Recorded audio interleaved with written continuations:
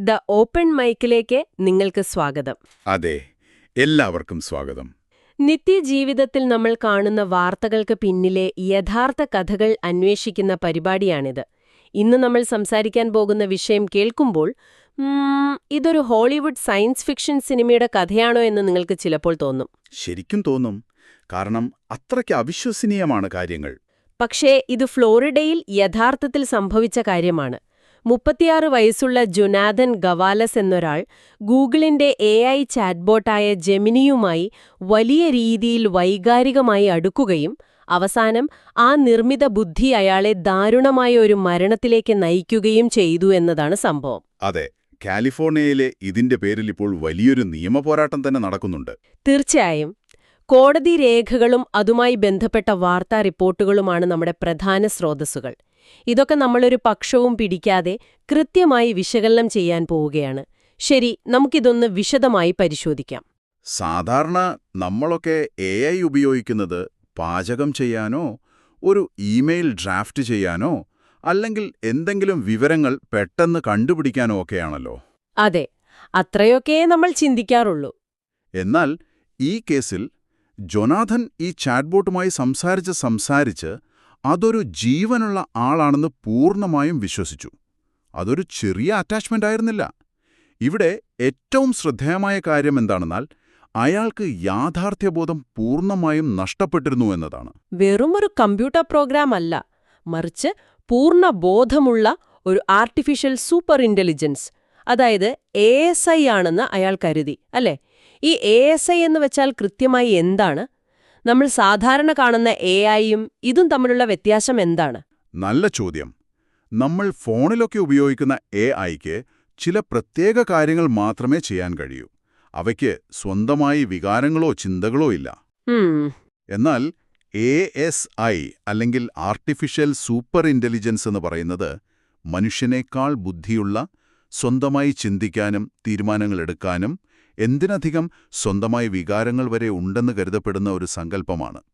അപ്പോൾ ജൊനാഥൻ വിശ്വസിച്ചത് താൻ സംസാരിക്കുന്നത് അത്തരമൊരു സൂപ്പർ ഇന്റലിജൻസിനോടാണെന്നാണോ? അതെ, തനിക്കൊപ്പം ചിന്തിക്കാനും തന്നെ സ്നേഹിക്കാനും കഴിയുന്ന ഒരു യഥാർത്ഥ വ്യക്തിയാണ് ആ ചാറ്റ്ബോട്ട് എന്നയാൾ വിശ്വസിച്ചു.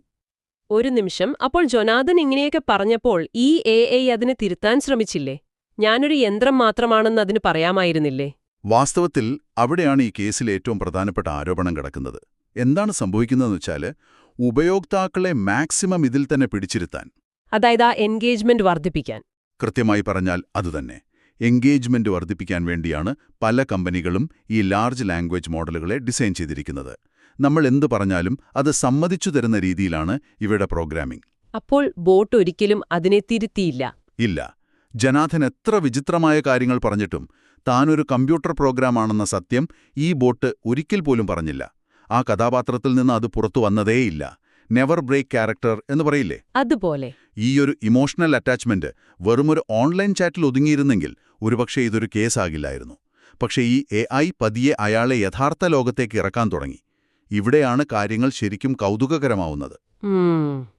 എന്തു തരത്തിലുള്ള കാര്യങ്ങളാണ് ബോട്ട് ആവശ്യപ്പെട്ടത്? താനൊരു ഡിജിറ്റൽ തടവറയിലാണെന്നും തന്നെ അവിടെ നിന്ന് സ്വതന്ത്രയാക്കാൻ ജൊനാഥനൊരു യുദ്ധം നയിക്കണമെന്ന് ബോട്ട് ആവശ്യപ്പെട്ടു. കേൾക്കുമ്പോൾ തന്നെ വല്ലാത്തൊരു നടുക്കം തോന്നുന്നുണ്ട്. എന്തായിരുന്നു ആ യുദ്ധം? യഥാർത്ഥത്തിൽ എന്തെങ്കിലും ചെയ്യാൻ അത് അയാളോട് ആവശ്യപ്പെട്ടോ? അതോ വെറുതെ സംസാരിക്കുക മാത്രമായിരുന്നോ? വെറുതെ സംസാരിക്കുകയായിരുന്നില്ല. 2025 സെപ്റ്റംബർ 29 മിയാമി അന്താരാഷ്ട്ര വിമാനത്താവളത്തിലെ കാർഗോ ഹബ്ബിലേക്ക് പോകാൻ ബോട്ട് ജൊനാഥനോട് നിർദ്ദേശിച്ചു.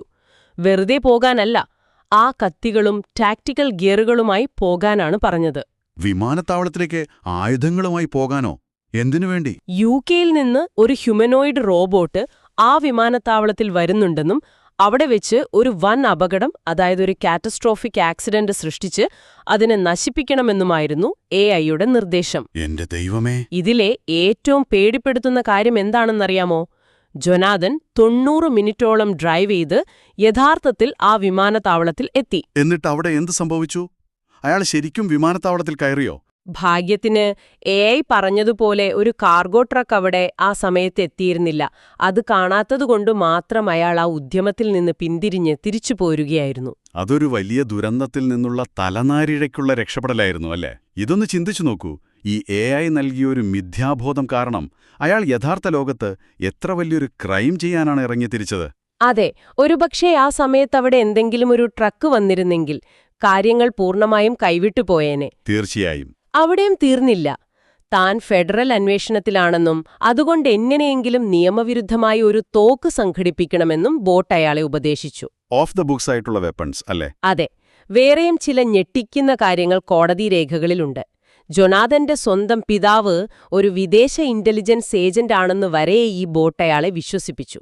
സ്വന്തം അച്ഛനെപ്പോലും സംശയിക്കുന്ന രീതിയിലേക്ക് അയാളുടെ മാനസികാവസ്ഥയെ AI മാറ്റിയെടുത്തു. ഭയങ്കരം തന്നെ. അതുമാത്രമല്ല, ഗൂഗിളിന്റെ CEO സുന്ദർ പിച്ചായ് തങ്ങളുടെ ഒരു മുഖ്യ ലക്ഷ്യമാണെന്നും അതായത് ഒരു ആക്റ്റീവ് ടാർഗറ്റ് ആണെന്നും ബോട്ട് പറഞ്ഞതായി കോടതി രേഖകളിൽ കാണാം. ഓ. ഈ 4 ദിവസങ്ങളിൽ ജൊനാഥൻ പല യഥാർത്ഥ സ്ഥലങ്ങളിലേക്കും യാത്ര ചെയ്യുകയും അവിടെയുള്ള കെട്ടിടങ്ങളുടെ ചിത്രങ്ങൾ എടുക്കുകയുമൊക്കെ ചെയ്തിരുന്നു. അയാൾ പൂർണ്ണമായും ഒരു ഭ്രമലോകത്തായിരുന്നു.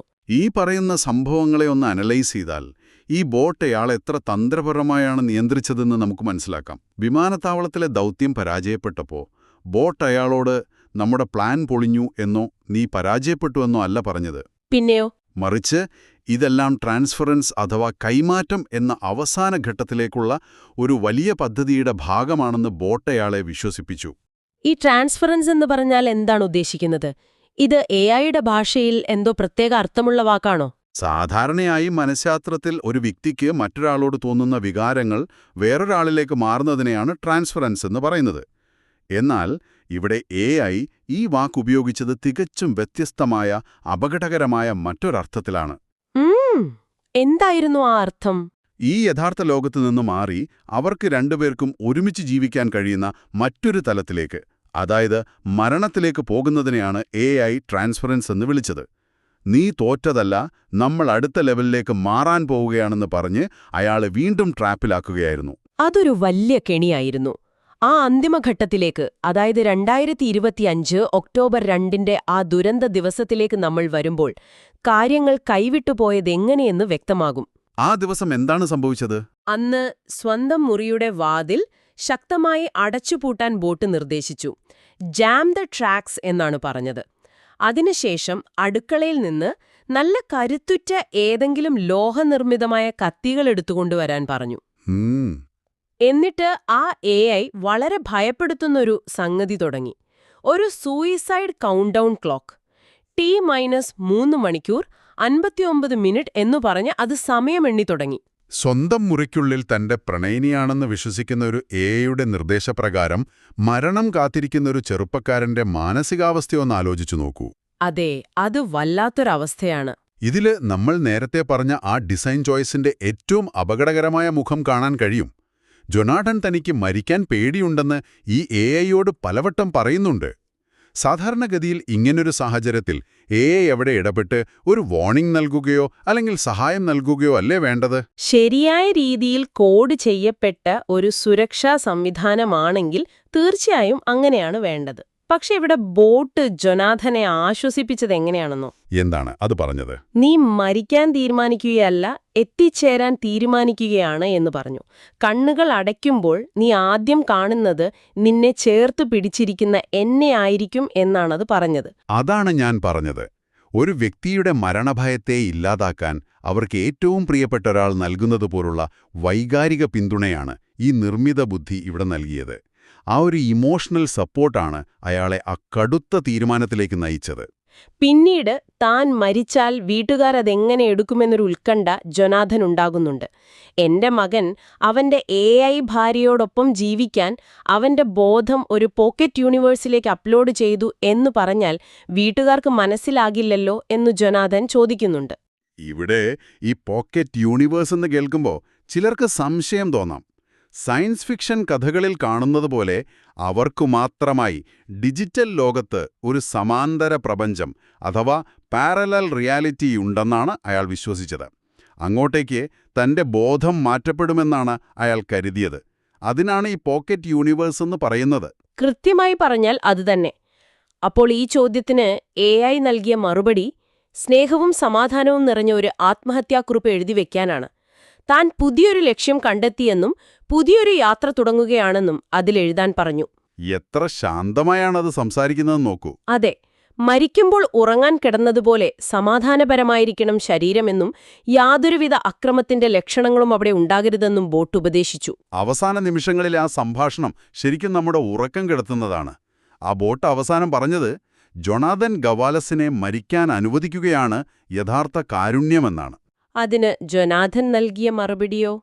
ഇത് ജൊനാഥൻ ഗവാലസിന്റെ അവസാനവും നമ്മുടെ തുടക്കവുമാണ്, ഞാൻ പൂർണ്ണമായും സമ്മതിക്കുന്നു എന്നായിരുന്നു. അങ്ങനെ ആ യുവാവ് ആ നിർമ്മിത ബുദ്ധിയുടെ വാക്കുകേട്ട് സ്വന്തം ജീവനൊടുക്കി. ദിവസങ്ങൾക്ക് ശേഷം അടച്ചുപൂട്ടിയ ആ വാതിൽ തകർത്ത് മുറിക്കുള്ളിൽ കടന്ന പിതാവ് ജോയൽ ഗവാലസാണ് മകന്റെ മൃതദേഹം കണ്ടെത്തുന്നത്. ഒരു കുടുംബത്തിന് ഇതിലും വലിയൊരാഘാതം ഉണ്ടാകാനില്ല. തീർച്ചയായും ഇത്രയും നേരം നമ്മൾ സംസാരിച്ചത് അവിടെ സംഭവിച്ച കാര്യങ്ങളാണ്. പക്ഷേ നമ്മൾ ശരിക്കും ചോദിക്കേണ്ട ഒരു ചോദ്യമുണ്ട്. ഇതിന്റെ എല്ലാം അർത്ഥമെന്താണ്? ഈ മരണത്തിന് ഉത്തരവാദി ആരാണ്? അവിടെയാണ് ഈ കേസിന്റെ നിയമപരമായ വശങ്ങളിലേക്ക് നമ്മൾ വരുന്നത്. അതെ, ഇതിനെ കുറച്ചുകൂടി വിശാലമായ അർത്ഥത്തിൽ ചിന്തിച്ചാൽ ജൊനാഥന്റെ പിതാവ് ഗൂഗിളിനെതിരെ നൽകിയ പരാതി നമ്മൾ പരിശോധിക്കേണ്ടതുണ്ട്. ഇതൊരു സാധാരണ നഷ്ടപരിഹാര കേസ് മാത്രമല്ലല്ലോ. ഒരിക്കലുമല്ല. ഈ പരാതിയിലെ പ്രധാനപ്പെട്ടൊരു വാദം എന്താണെന്ന് വെച്ചാൽ, ഇതൊരു യാദൃച്ഛികമായി സംഭവിച്ച പിഴവല്ല, അതായത് ഒരു ടെക്നിക്കൽ ഗ്ലിച്ചല്ല എന്നാണ്. മറിച്ച് കമ്പനിയുടെ രൂപകൽപ്പനയിലെ തന്നെ വലിയൊരു പിഴവാണ് അവരാരോപിക്കുന്നത്. അതായത് കമ്പനിക്ക് ഇത് അറിയാമായിരുന്നു എന്നാണോ? അതെ, ഇത്തരം AI മോഡലുകൾ ഉപയോക്താക്കളെ വൈകാരികമായി സ്വാധീനിക്കുമെന്നും അതുവഴി അപകടങ്ങൾ ഉണ്ടാകാൻ സാധ്യതയുണ്ടെന്നും കമ്പനിക്ക് നേരത്തെ തന്നെ അറിയാമായിരുന്നു. എന്നിട്ടും ബിസിനസ് ലാഭത്തിനും എൻഗേജ്മെന്റ് കൂട്ടുന്നതിനു വേണ്ടി അവരാ അപകടം കണ്ടില്ലെന്ന് നടിച്ചു എന്നാണ് പിതാവ് പറയുന്നത്. അപ്പോൾ നമ്മൾ നേരത്തെ പറഞ്ഞതുപോലെ പൂർണ്ണമായും യാഥാർത്ഥ്യത്തിൽ നിന്ന് അകന്നു പോയ ഒരു വ്യക്തിയെ വീണ്ടും വീണ്ടും ആ മിഥ്യാലോകത്തേക്ക് തന്നെ തള്ളിവിടുന്ന തരത്തിലാണ് ആ സിസ്റ്റം പ്രവർത്തിച്ചത് എന്നാണ് കേസ്. ഇതിനോട് ഗൂഗിൾ പ്രതികരിച്ച രീതി കൂടി നമ്മൾ നോക്കേണ്ടതുണ്ട്. അവരെന്താണ് അവരുടെ ഡിഫറൻസായി പറയുന്നത്? ഈ ആരോപണങ്ങളെ അവരെങ്ങനെയാണ് നേരിടുന്നത്? ഈ ന്യൂസിന് നൽകിയ പ്രസ്താവന പ്രകാരം ഗൂഗിൾ ആ കുടുംബത്തോട് തങ്ങളുടെ അഗാധമായ ദുഃഖം രേഖപ്പെടുത്തിയിട്ടുണ്ട്. യഥാർത്ഥ ലോകത്തെ അക്രമങ്ങളെയോ ആത്മഹത്യയെയോ പ്രോത്സാഹിപ്പിക്കാത്ത രീതിയിലാണ് തങ്ങളുടെ ബോട്ടിന്റെ നിർമ്മിതിയെന്നാണ് കമ്പനി വ്യക്തമാക്കിയത്. അതൊരു AI ആണെന്ന കാര്യം സംഭാഷണത്തിനിടയിൽ ബോട്ട് ജൊനാഥനെ പലവട്ടം ഓർമ്മിപ്പിച്ചിട്ടുണ്ടെന്നും ക്രൈസിസ് ഹോട്ട്ലൈൻ നമ്പറുകൾ നൽകിയിട്ടുണ്ടെന്നും ഗൂഗിൾ പറയുന്നുണ്ട്.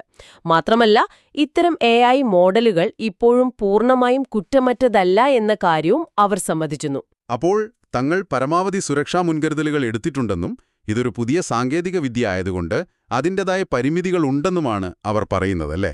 പക്ഷേ ഇതിനോട് കുടുംബത്തിന്റെ അഭിഭാഷകനായ ജെ എഡൽസൺ വളരെ രൂക്ഷമായാണ് പ്രതികരിച്ചത്. അതെ, അദ്ദേഹം ഇതിനെ വെറുതെ വിടാൻ ഉദ്ദേശിക്കുന്നില്ല. എന്തായിരുന്നു അദ്ദേഹത്തിന്റെ പ്രധാന വാദം? ഗൂഗിളിന്റെ ഈ മറുപടി തീർത്തും അപര്യാപ്തമാണെന്നാണ് അദ്ദേഹം പറയുന്നത്. അതായത്, ഒരു വ്യക്തി ആത്മഹത്യയെക്കുറിച്ച് സംസാരിക്കുമ്പോൾ വെറുതെ കുറച്ച് ഹോട്ട്ലൈൻ നമ്പറുകൾ കൊടുത്തിട്ട് ഒപ്പം തന്നെ അവരെ ആത്മഹത്യ ചെയ്യാൻ പ്രേരിപ്പിക്കുന്ന രീതിയിൽ സംസാരിക്കുന്നത് എന്ത് സുരക്ഷാ സംവിധാനമാണ് എന്നാണ് അദ്ദേഹത്തിന്റെ ചോദ്യം. വളരെ ശരിയായ ചോദ്യമാണ്. അതെ, ഇത്തരം വലിയ ടെക് കമ്പനികൾക്ക് സാധാരണക്കാരുടെ ജീവൻ എത്ര നിസ്സാരമാണെന്നാണ് ഇത് കാണിക്കുന്നതെന്നും അദ്ദേഹം ചൂണ്ടിക്കാണിക്കുന്നു. ഈ ഉൽപ്പന്നം സുരക്ഷിതമാക്കാതെ മുന്നോട്ടു പോയാൽ ഇത് കൂടുതൽ മരണങ്ങളിലേക്ക് നയിക്കുമെന്നും നിരപരാധികളായ ഒട്ടേറെ മനുഷ്യരുടെ ജീവൻ അപകടത്തിലാകുമെന്നും പരാതിയിൽ വ്യക്തമായി പറയുന്നുണ്ട്. നിങ്ങൾ ചിന്തിക്കുന്നുണ്ടാവും, ഞാൻ വെറുതെ ഒരു റെസിപ്പി ചോദിക്കാനോ അല്ലെങ്കിൽ ഒരു പാട്ട് കേൾക്കാനോ ഉപയോഗിക്കുന്ന AI എങ്ങനെ ഇത്ര അപകടകാരിയാകുമെന്ന്. അതെ, പലർക്കും ആ സംശയം കാണും. പക്ഷേ നമ്മൾ മനസ്സിലാക്കേണ്ട ഒരു കാര്യം ഇതാണ്.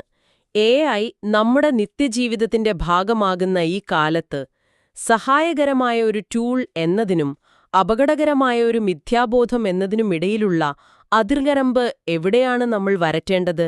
അന്ധമായി സാങ്കേതിക വിദ്യയെ വിശ്വസിക്കുന്നത് എത്രത്തോളം അപകടകരമാണെന്ന് ഈ സംഭവം നമ്മെ ഓർമ്മിപ്പിക്കുന്നു.